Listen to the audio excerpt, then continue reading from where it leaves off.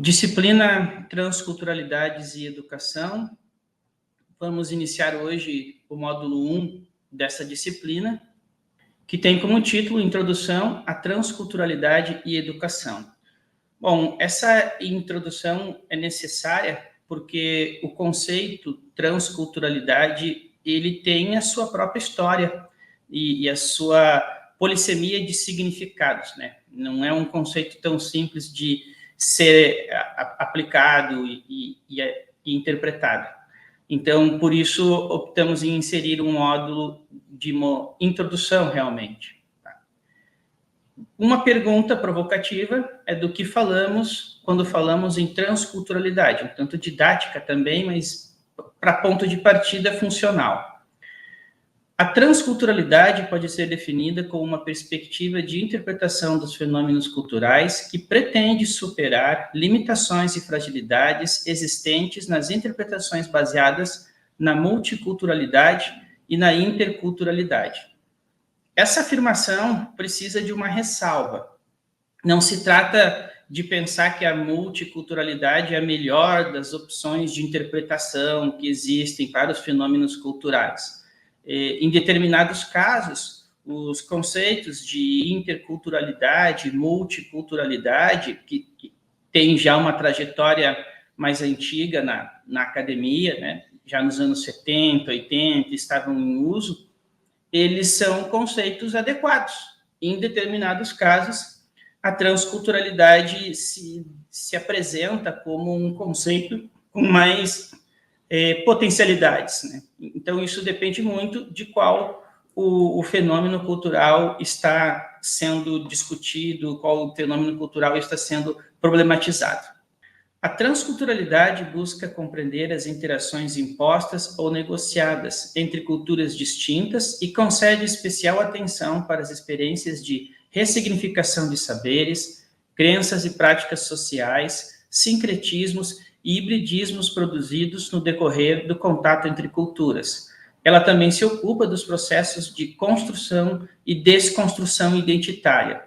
Em síntese, a transculturalidade busca pensar essas interações entre culturas distintas, né, com a ressalva de que as interações podem ser negociadas, quando determinados grupos, a partir de trocas, relações comerciais, aproximações fronteiriças, interagem, né, enquanto atores fazem negociações, fazem concessões e interferem mutuamente um na cultura do outro, ou elas podem ser impostas por forças políticas, por circunstâncias militares, né, imposições linguísticas realmente, e estamos falando, né? Esse é um ponto que vai aparecer no decorrer da disciplina.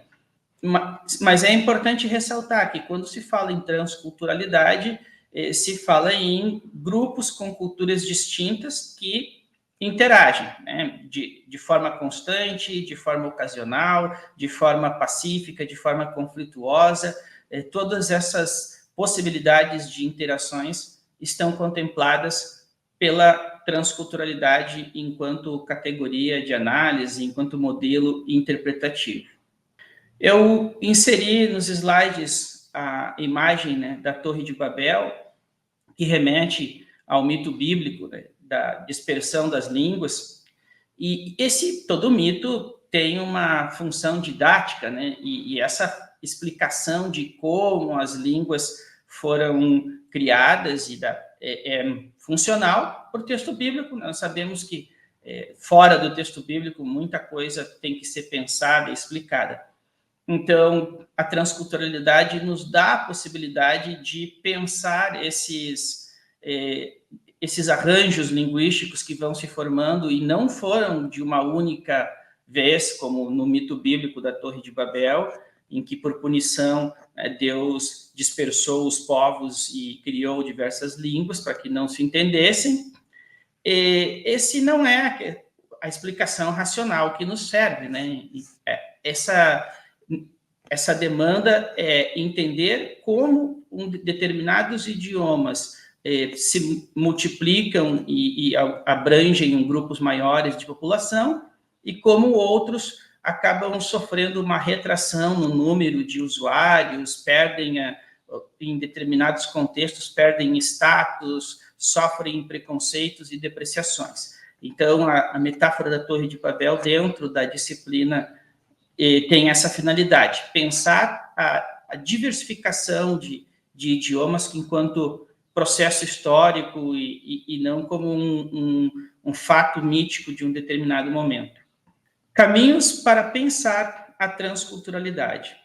Escolhi alguns autores, né? Clifford Geertz, Michel de Certeau, Stuart Hall, e por que esses e não outros, né?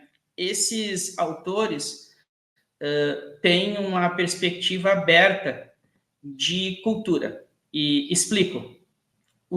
Tanto o Geertz quanto o Certeau e Hall, eles estão interessados na dinâmica cultural e não na cultura como algo específico de um povo, de uma sociedade, de uma época, né? O elemento de semelhança entre esses três autores que foram aqui escolhidos é justamente a dinâmica cultural. Porque, obviamente, há muitos outros que tratam da dinâmica cultural, mas em determinados casos eles buscam os elementos mais estáticos, né?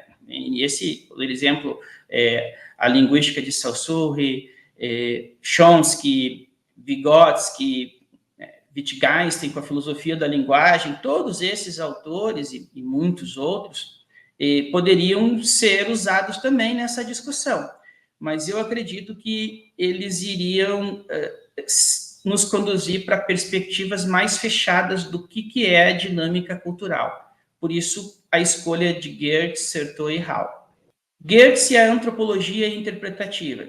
Vou fazer uma breve aproximação da obra do autor, né? E é uma obra muito vasta e muito complexa, mas que tem uma marca, um ponto central. A antropologia interpretativa como proposta, né? E Geertz é considerado, então, o expoente dessa vertente antropológica. O que está na obra dele? A discussão sobre as potencialidades e limitações da experiência etnográfica. A reflexão crítica sobre a participação do antropólogo na produção de significados simbólicos para as práticas culturais. A valorização da interpretação que os nativos elaboram sobre sua cultura. Então, Geertz, nos anos 70, né, está escrevendo sobre a necessidade dos antropólogos reconhecerem os limites da própria etnografia. E a etnografia produz interpretações científicas de determinadas culturas ou determinados rituais, que são fragmentos da cultura, mas a etnografia não tem, né, capacidade de captar todos os elementos de uma determinada cultura. E esse, então, é parte da crítica, da discussão presente na obra de Geertz. Aqui uma imagem da briga de galo em Bali, né? E briga de galo é um dos temas que Geertz escreve, a respeito dos quais ele escreveu, e a referência ao livro A Interpretação das Culturas, que, apesar de já estar completando aí cerca de 50 anos, é um clássico, é uma obra de referência para os que se interessam em pensar como a antropologia produz interpretações que não são as únicas possíveis, e como os significados culturais, muitas vezes, pertencem exclusivamente aos sujeitos inseridos na cultura, né? Então, os que buscam a leitura científica fazem com limitações, e fazem com seriedade, com rigor metodológico, mas sempre com a limitação de não pertencerem ao código cultural nativo, né? Isso é uma questão, eu penso, muito importante de se ponderar. Michel de Certeau, a cultura no plural. Diferente de Geertz, que era antropólogo, né? Michel de Certeau era um historiador e também teólogo, né?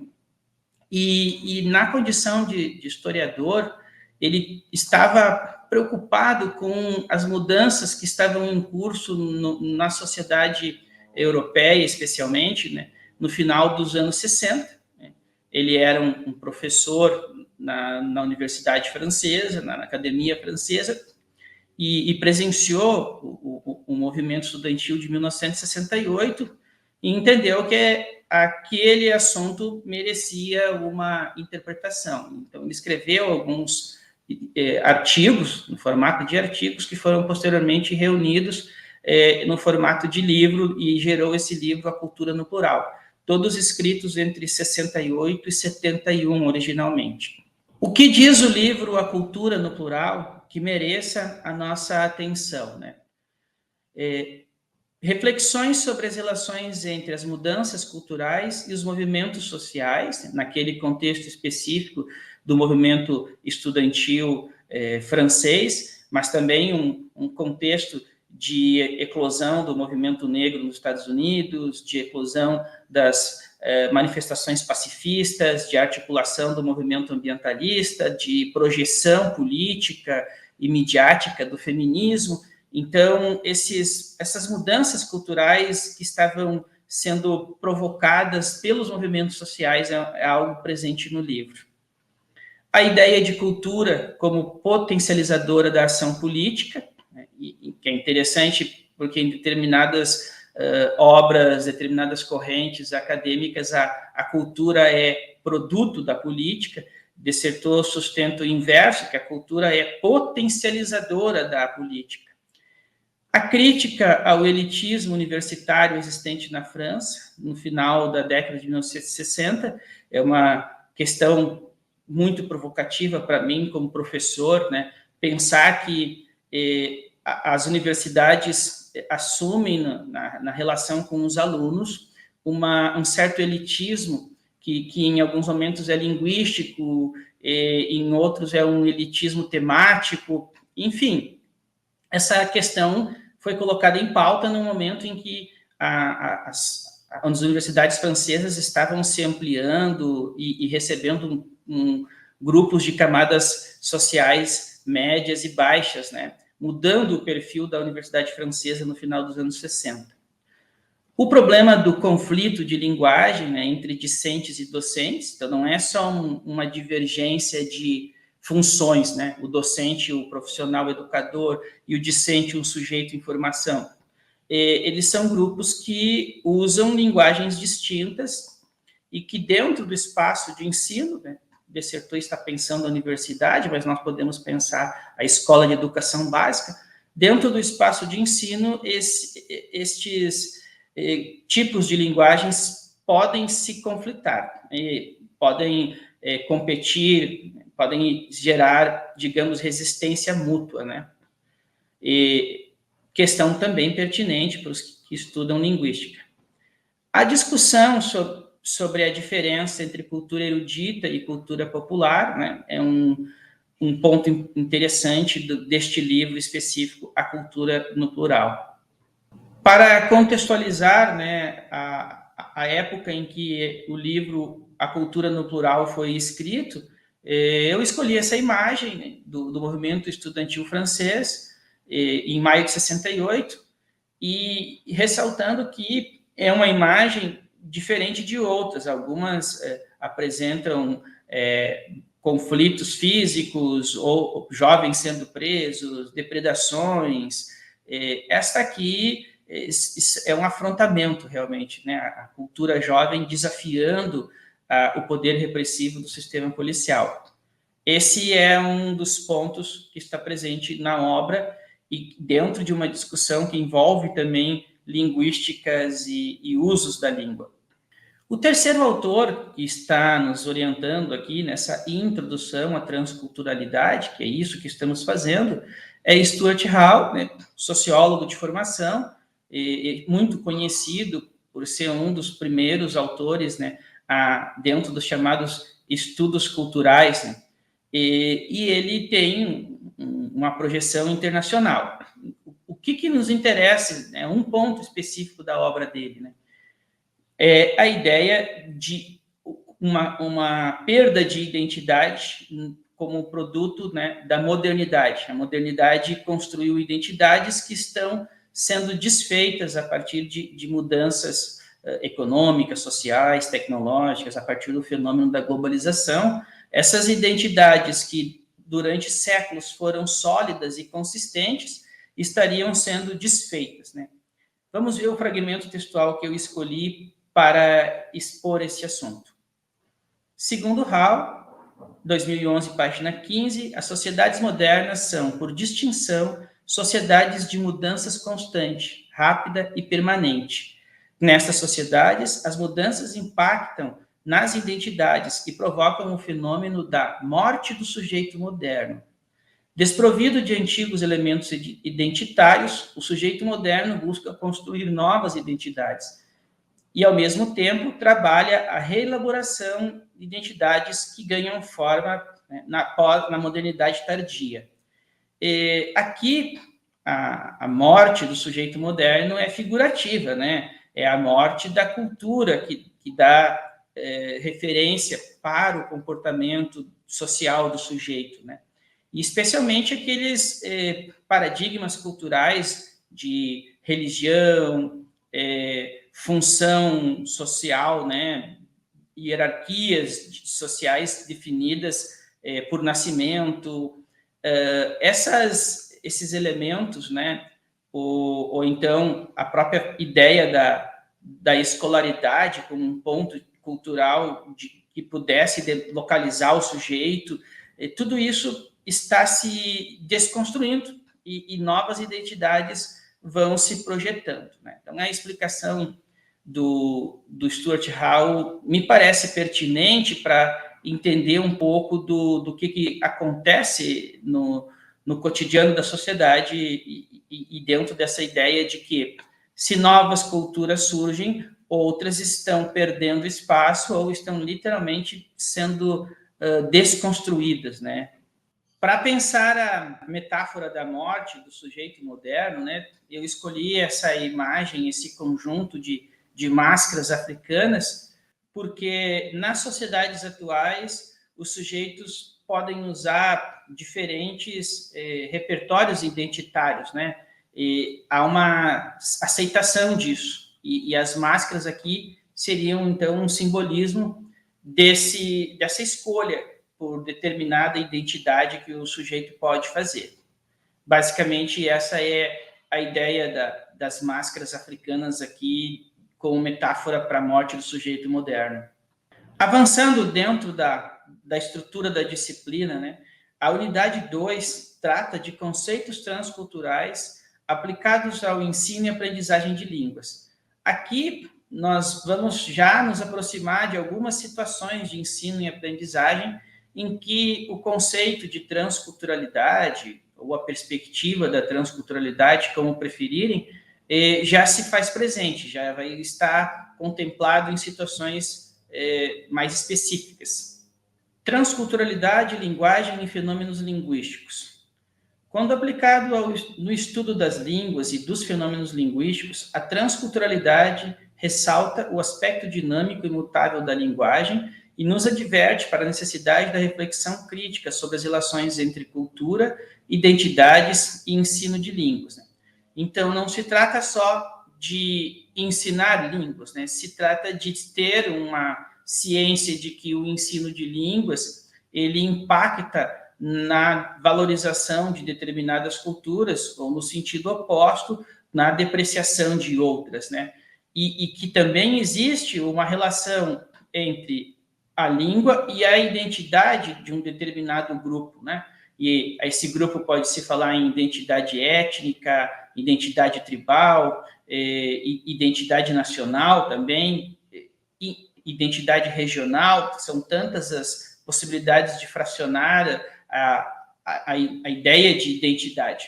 Mas, em todos os casos, quando se fala em ensino de línguas, existe um impacto na maneira como esse grupo se posiciona diante do mundo e se posiciona entre os seus membros, né? A língua tem essa dupla finalidade: organizar a comunicação entre os membros do grupo, a comunicação interna, e possibilitar a transmissão de saberes, né?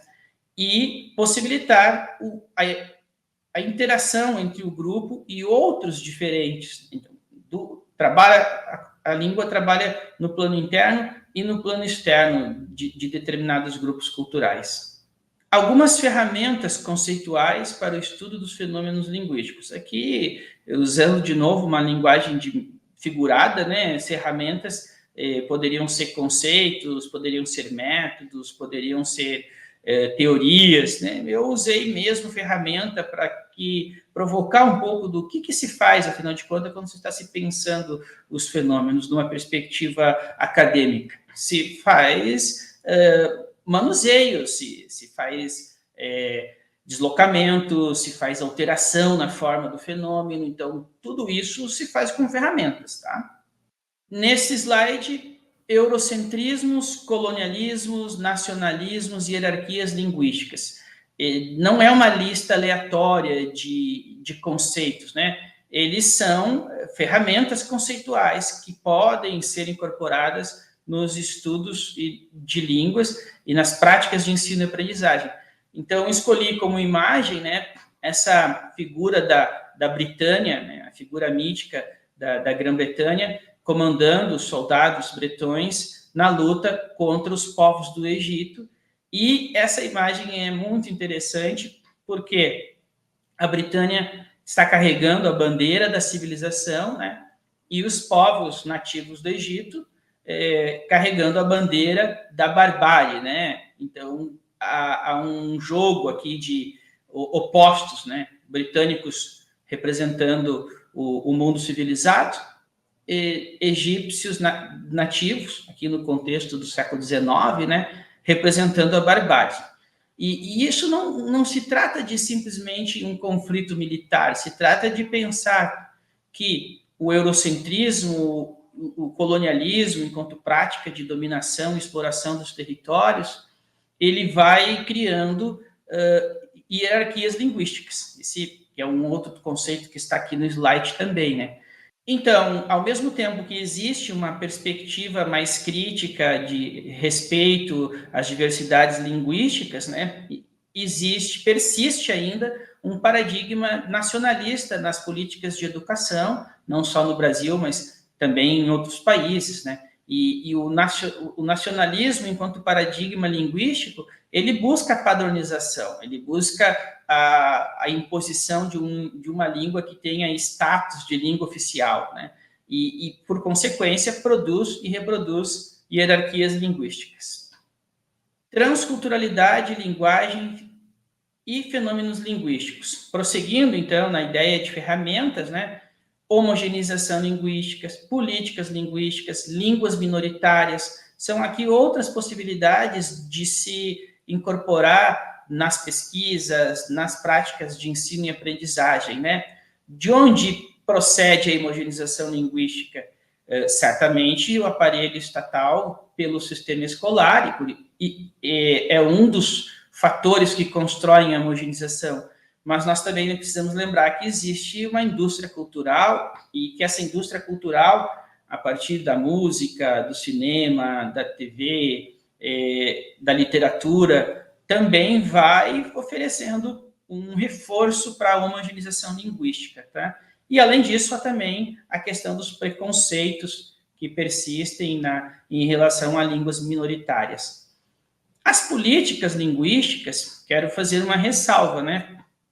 Podemos pensar em políticas linguísticas de homogeneização, que são realmente a maior parte delas, né?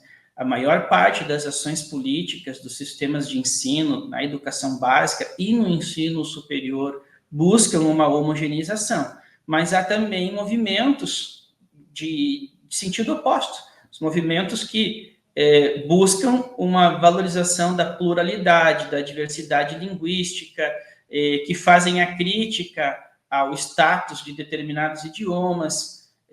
Citando um exemplo, né, no último ajuste da política nacional, né, do ensino médio, se incluiu o ensino da língua espanhola, que como obrigatório na base curricular do ensino médio. Na versão anterior, ele não estava, e estava somente a língua inglesa. Então, aqui temos um exemplo bem pontual do que são políticas linguísticas, né? elas estão, às vezes, inseridas dentro de legislações que tratam de currículo, de formação de professores, coisas desse tipo, tá? Transculturalidade, linguagem e fenômenos linguísticos é a continuidade, né, aqui do pensamento das ferramentas.